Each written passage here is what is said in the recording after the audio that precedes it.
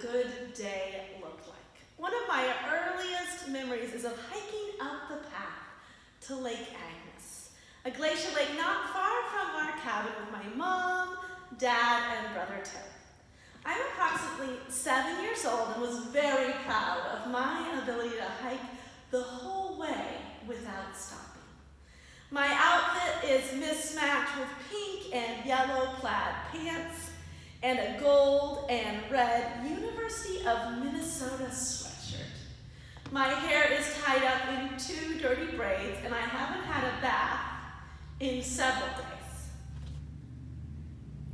In my pack, I have the homemade Gorp trail mix for you people from Massachusetts, with M&Ms and sunflower seeds and yellow raisins that my mom and I had made back at home. I always carried the snack or I wouldn't get anything to eat. My brother Tim beat me to the lake. He always beat me. He's 4 years older, but I'm smarter. My mom lets me strip off my shoes and wade in the icy glacier water. And that memory is frozen in my brain forever. So tomorrow is Mother's Day, and it's a difficult day for me, as it is for many people. Some of us miss our mothers. My mom died of cancer at 69, and I wish I could call her every Sunday afternoon. Some of us have terrible moms who scar us with words or physical abuse. Some of us have amazing moms who pump us up with love and sit with us in the difficult nights. Some of us long to be parents and miscarried or couldn't get pregnant. And every time there is a sappy Mother's Day card or a Pampers commercial, it feels like a small wood sliver in our tender heart. For this reason and many more, and because it is a Hallmark holiday, I rarely preach about mothering on this weekend. And yet sometimes the news of the day and the stories and memories that we live within bubble up and require investigation and attention. As many of you know, I am a mother by love to 2 amazing women, Katie, 29, and Julia, 25.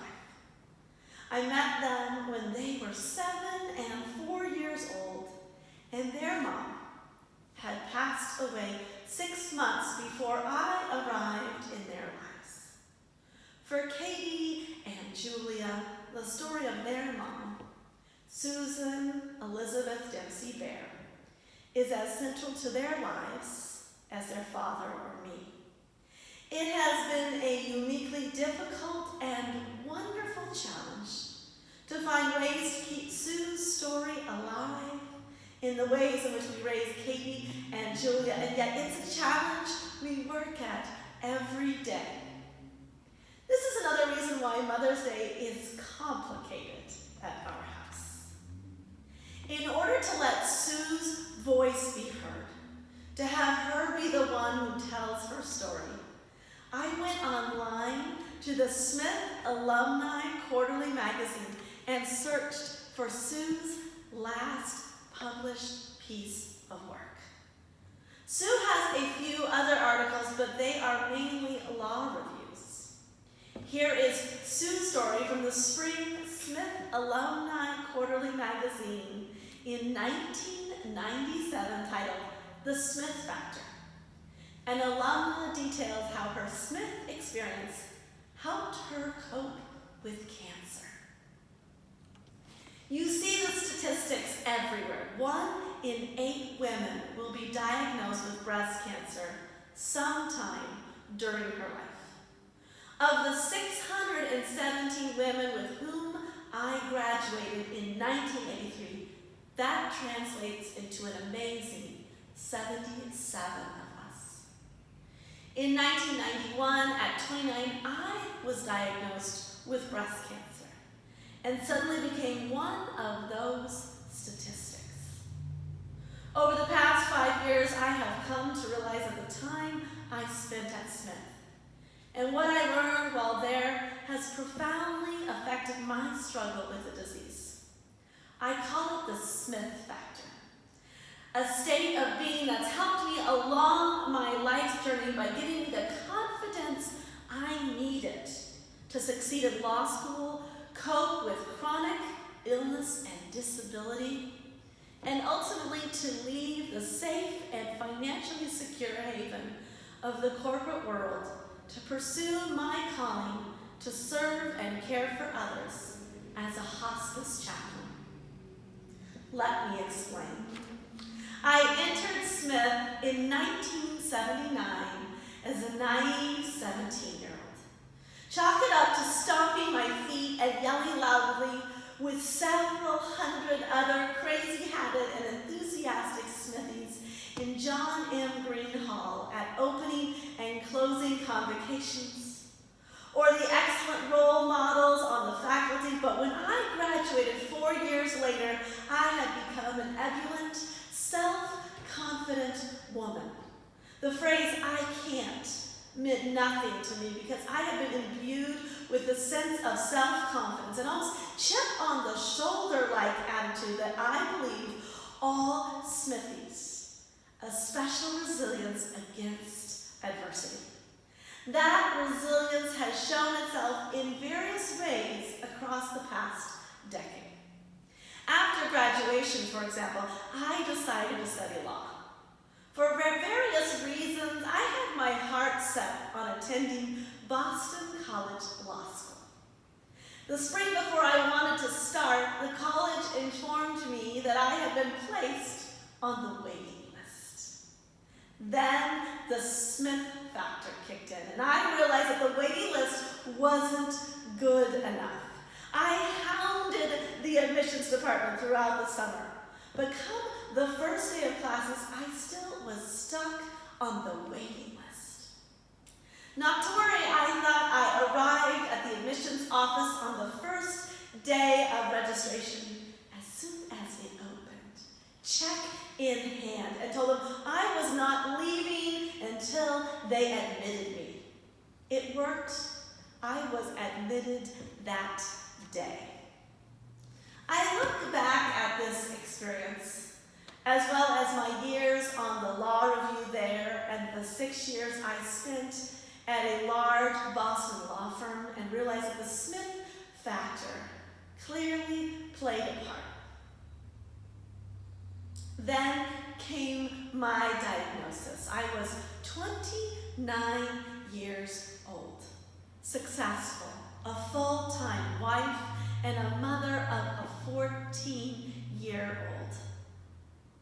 14-month-old. And I wasn't going to allow the disease to take that away from me. For the next 5 years, I struggled aggressively with the cancer, using both conventional treatments such as surgery, including a bilateral mastectomy and 2 brain surgeries, chemotherapy and radiation, as well as alternative healing techniques, including an organic, dairy-free diet, acupuncture, meditation, visualization, therapeutic touch, herbal supplements, and prayer. My oncologist informed me recently that she has been surprised by my success over the past few years. Looking back, I think again that the Smith factor, that special resilience, was fortifying my "I can't beat this thing" attitude. For every positive, there is a negative, and that side emerged early last year. One morning, I awoke paralyzed on my left side, unable to move my left hand or arm. Apparently, the high doses of radiation to my brain had taken their toll. Testing revealed that there was dead tissue sitting on the part of my brain that controlled left side motor function. Literally overnight, I went from being totally independent, self-confident, I can do-it-all woman to totally dependent, I can't do anything at all woman. If anything, the Smith factor worked against me. It made my complete loss of independence all the more difficult to manage. Still, I am grateful for the many lessons I've learned in this process. The list of I can'ts is frustrating long. Yet to learn there exists a list of I can'ts has been a valuable lesson. I can, after all, still love, listen, read books to my daughters, and sing lullabies. Susan Dempsey Bear, class of '83, sent her story to the Quarterly on June 27, 1996. She died 2 days later. She was a lawyer who specialized in environmental law, a mother of 2 daughters, and an active volunteer in the Congregational Church. She lived in Needham, Massachusetts. On Wednesday morning, I received a thoughtful response about my inquiry on her piece from the Smith Quarterly editor, Elise Manning, who wrote, "What a moving piece. The last sentence, oh my." The tagline explains that it was published posthumously. I found this quickly in our magazine's digital archives at smith.edu, which has instructions on how to search it. It looks like there are other references to Susan in the class notes if you'd like to pursue it. Good luck with your writing project. It sounds very loving and generous. Best, Elise. You see, I have been searching for ways to deal with my own complicated response to my friends and colleagues who have been broken apart by the recent death of an amazing young writer and theologian named Rachel Held Evans, who died at 37 last week after an infection from the flu led to a coma with massive brain swelling. Rachel leaves behind 2 young children, 3 and 1, and her husband, Dan. People have been sharing her writings where she was called a voice to wandering evangelicals. Rachel challenged evangelical Christians to be more loving, inclusive, and accepting. The Washington Post called her the most polarizing woman in evangelicalism. She urged, "Want millennials back in the pews? Stop trying to make church cool." When I left church at age 29, full of doubt and disillusionment, she added, I wasn't looking for a better produced Christianity. I was looking for a truer Christianity, a more authentic Christianity. Rachel's voice and writing online and in books led to lots of criticism. She was open about how difficult it was for her to receive so much hate mail. Ultimately, she decided to have thick skin and an open heart. And she would print out her hate mail and turn it into origami paper cranes and airplanes. Many of my colleagues are struggling with what to do now. How should we go on? I know a little about that story of how you go on after death because that is my story. Mothering has taken many forms in my life. I lost my dad to suicide when I was 19. My mother and I grew extremely close after his death. She was only 51. We had to go on. I met Reed, who had lost his wife and had 2 young daughters who needed a mother when I was 25. I needed a family. I chose them, all of them. I opted for a family, a chance to mother. Mothering need not happen only from delivering a child into the world. Immediately, even before we were engaged 6 weeks after we started dating, I was mothering Katie and Julia. I remember going through the grocery store in Needham with Julia in the seat of the grocery cart, and she told me her mom died because she was too old. She asked if I could be her new mom. I said, your mom didn't die because she was too old. She died because she was sick. And yes, I will be your new mom. I invite people who are grieving to tell the stories they know of the ones they love to those who didn't know them or who can't remember the stories. As Eliza sings in the musical Hamilton, who lives, who dies, who tells the stories? Eliza lived many years beyond her husband's death and son's death. She founded the first orphanage in New York City. Our scripture reading from Psalm 23 is one for the living and the dying. It is the most memorized scripture passage in the Bible. When I officiate at graveside services, even with people who do not attend church, everyone recites the King James Version of the psalm with me. Rachel Held Evans' last written post was on Ash Wednesday, March 6, 2019. She wrote, whether you are a Christian or an atheist or an agnostic or a so-called none, you know this truth deep in your bones. Remember that you are dust, and to dust you will return. Death is a part of life, she added. My prayer for you this season is that you make time to celebrate that reality and to grieve that reality, and that you will know that you are not alone.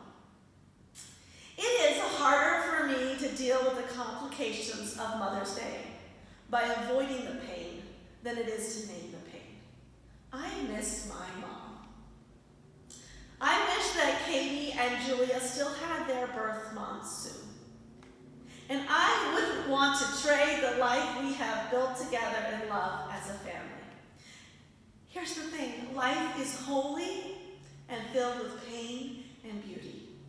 I invite you into the messiness of love and family, faith, mothering, guilt, and death. The Bible is filled with these stories, and so are our lives. Tell your story. Pull out the stories our mothers have written and read them again. Tell your children the stories of your mother. They live on in you, in your DNA, in your love, in your recipes, and in your faith. May the Mother God who holds us all comfort and abide with you